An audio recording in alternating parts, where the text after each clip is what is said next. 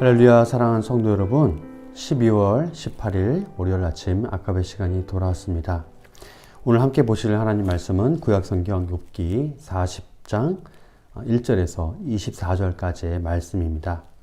그럼 함께 오늘 본문 말씀을 통해서 손으로 입을 가리운 지혜라는 제목으로 은혜 말씀 나누도록 하겠습니다. 하나님께서는 욥기 38장에서부터 마지막 42장까지를 통해서 욥과 그와 함께 논쟁했던 친구들에게 이 질문과 결론을 던져주십니다. 사랑하는 성도 여러분, 우리가 믿고 의지하는 하나님은 자기 백성의 고통을 절대로 외면하지 않으시는 바로 그러한 언약의 하나님이심을 꼭 기억하시길 바랍니다. 네, 그렇습니다. 여러분, 현대의 카메라 기술이 굉장히 많이 발달을 했죠. 그래서 거의 자연 그대로의 색을 구현해내는 그런 경제까지 이르렀다고 하는데요. 그 기술의 경지가. 하지만 그럼에도 우리가 알기로는 여전히 우리가 이 눈으로 보는 그런 눈으로 보고 인식하는 그러한 이 색채와 색감을 완전히 카메라가 똑같이 구현해내지는 못하고 있다라고 우리에게 알려주고 있습니다. 그만큼 우리의 이 얼굴에 있는 이 눈이 얼마나 이 정교하게 만들어졌는지 정말 이 카메라와는 비교할 수 없는 그런 놀라운 이 하나님의 창조 능력에 우리는 감탄하지 않을 수 없습니다. 그런데요, 또 반전이 있는데요. 그것이 무엇이냐면요. 그것은 또 바로 아무리 사람의 눈이 이 카메라 렌즈보다 더 정교하게 그렇게 움직인다 할지라도 사람이 밤하늘을 이렇게 올려다보고 쳐다보고 이렇게 인식하는 그러한 이 별의 숫자는 불과 2,000개밖에 되지 않는다고 합니다. 이런 면에 있어서는 또 어찌 보면 오히려 기계가 우리의 눈보다 훨씬 더 나은 것 같습니다. 그런데 오늘 우리가 이 나눌 말씀은 기계인 카메라가 그럼 좋다는 것이냐, 아니면 이 사람의 눈이 더 좋다는 것이냐, 이런 것을 따지는 것이 아니라 우리가 함께 나눌 교훈은 오늘 우리가 다루는 이 욥기 본문과 일맥상통하는 그런 내용인데요. 그것은 바로 이 사람의 눈이든 그 눈을 사람의 눈을 본따 만든 카메라이든 간에 결국엔 사람의 눈이든 카메라든 그것을 지으시고 발전케 하신 분이 바로 누구시다? 하나님이시다라고 하는 사실을 우리가 깨달아야 된다라고 하는 것입니다. 여러분, 그렇습니다. 욥과 그의 친구들이 서로 각자의 이해와 논리로 욥이 당한 그런 고난과 상황을 해석하는 것을 다 보고 계신 하나님께서 결국에는 말씀하시기를 과연 그들의 이해와 논리는 자기들의 상황에 맞게 해석한 것이지 하나님의 입장에서 들여다보면 다 온전히 맞지 않다라고 하는 것입니다. 그래서 하나님께서는 욥과 그의 친구들에게 질문을 던지시고 있는 것이죠. 그것은 뭐냐? 바로 이 세상을 누가 만들었으며 어떻게 돌아가고 있냐라고 하는 것을 질문하신 것이죠. 이렇게 하나님께서 던지신 이 질문에 어느 누구도 온전히 답을 할 수 없었던 것이죠. 왜냐하면 그들이 그렇게 한마디도 하나님의 질문에 답할 수 없었던 이유는 바로 온 우주 천지 만물 중에 하나님께서 지으시지 않고 관여하지 않으시는 것이 단 한 개도 없었다라고 하는 것을 그들은 깨달았기 때문입니다.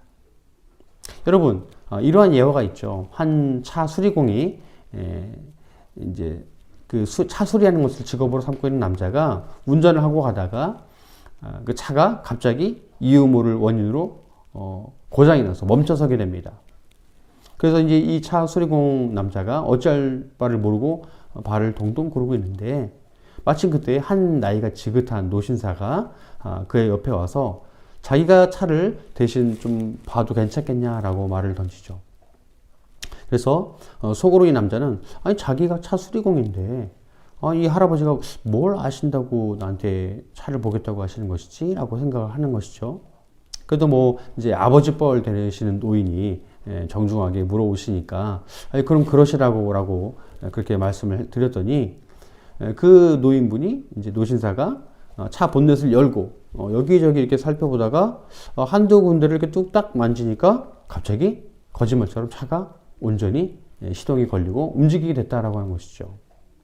그래서 이 남자가 너무 놀라서 아니 어르신 어떻게 이 차를 고치셨습니까? 제가 차 수리공인데 저도 모르는 일인데 그랬더니 이 노신사가 말하기를 제가 이 자동차를 만든 사람입니다.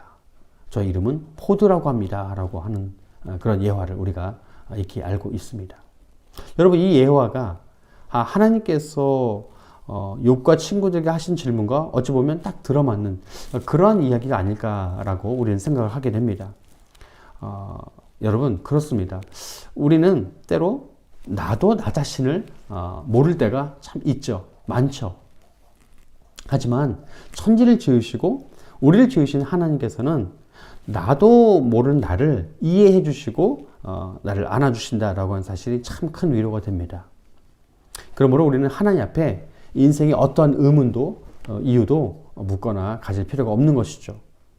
오늘 본문이 바로 이것을 우리에게 가르쳐 주고 있는 것입니다.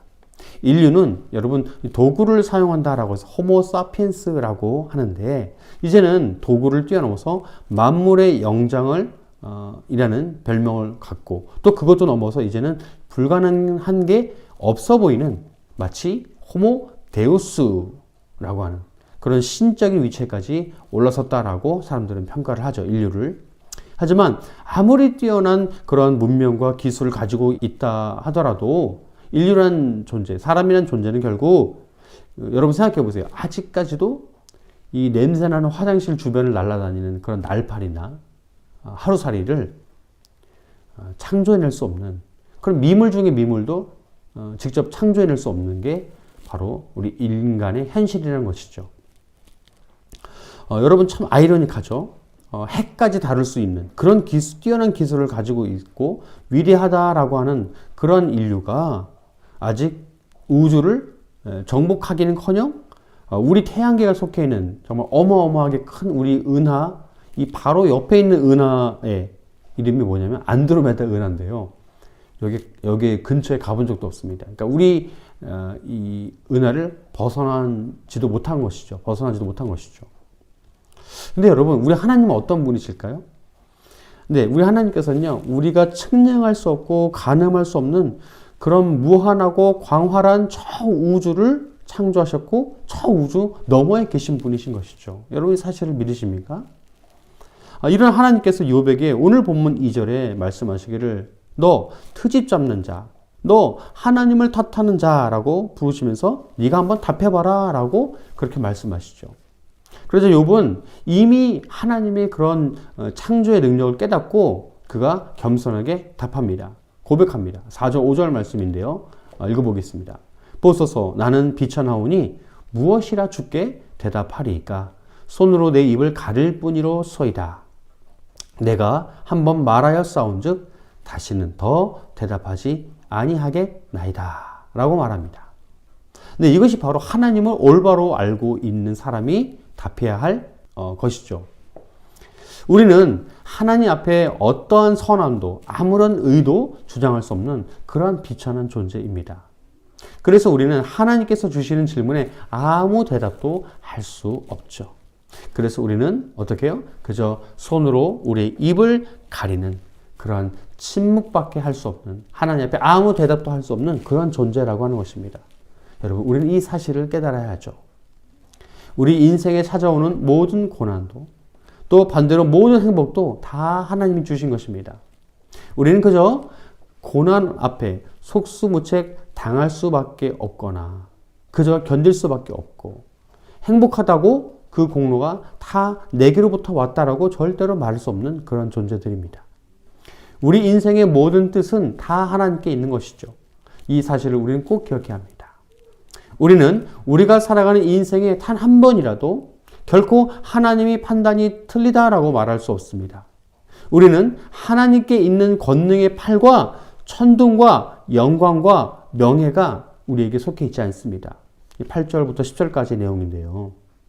이처럼 우리는 결코 하나님이 될 수도 하나님처럼 능력을 펼칠 수도 없습니다. 그러므로 우리 인생이 하나님 앞에 보일 것은 오로지 가려진 입, 다 펼쳐 내보인 두 손뿐인 것이죠. 이것이 바로 무엇을 의미합니까? 두 글자, 항복을 의미합니다. 여러분, 하나님 앞에 우리가 항복하지 않으면 우리는 그저 교만한 인생이고 무지하고 실패한 인생인 것이죠.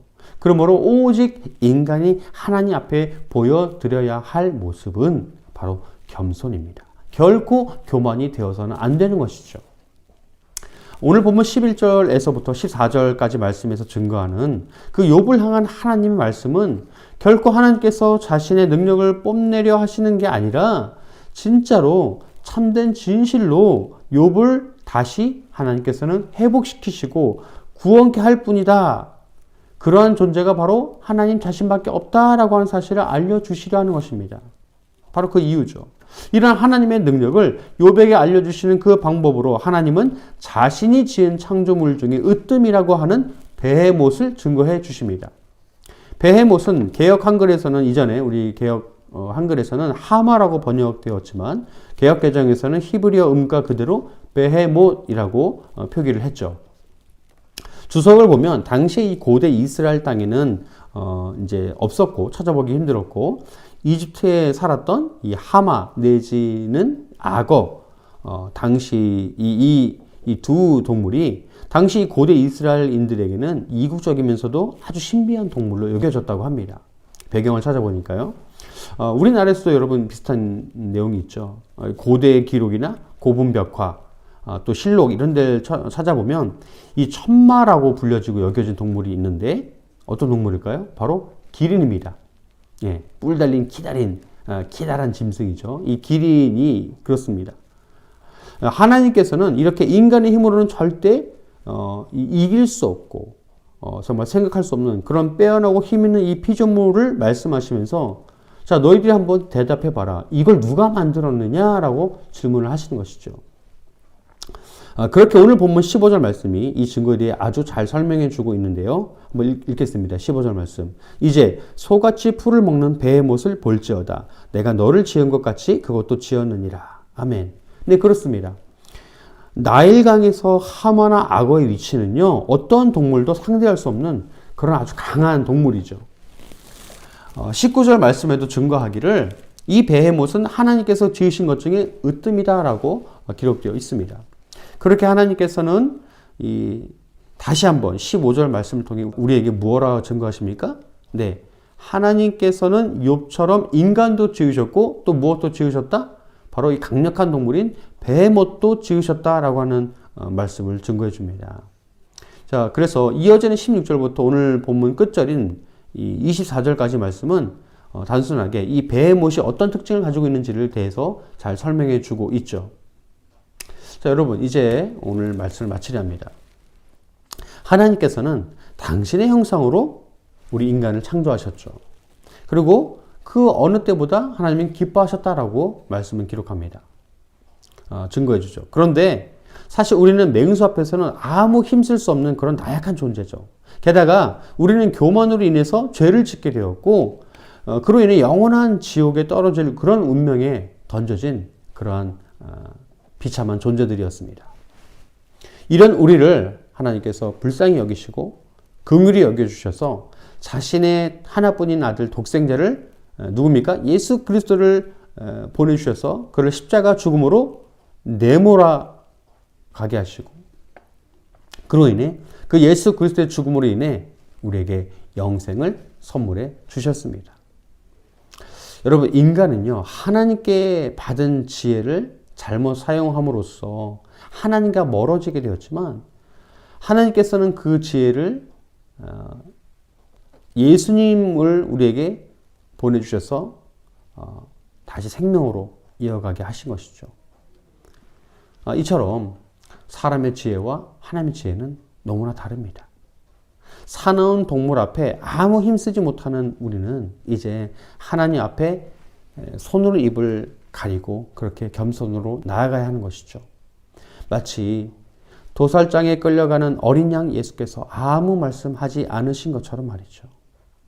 오늘 하루도 예수 그리스도를 우리가 기억하면서 지금도 온 우주를 지으시고 지금도 온 우주를 다스리고 계신 우리 하나님, 우리 주님 앞에 아무 말 없이 오직 겸손으로 나아가는 그런 예수님을 닮아가는 저와 우리의 모든 성도님들 삶 되시기를 주의 이름으로 간절히 축원합니다. 아멘. 기도하시겠습니다. 사랑의 하나님 감사합니다. 하나님께서 던지신 질문에 아무 대답하지 못하고 그저 입으로 손을 가리우며 겸손하게 나아가는 욥을 기억하게 하시고 또한 죄로 인해 영원히 죽을 수밖에 없는 나를 다시 살리신 예수 그리스도를 우리가 기억하게 하여 주시옵소서. 감사드리며 이 모든 말씀 거룩하신 주 예수 그리스도 이름으로 간절히 기도드리옵나이다. 아멘. 예, 오늘도 말씀으로 승리하시고 내일도 또 힘찬 하루 말씀으로 다시 나아가시기를 소망합니다. 감사합니다.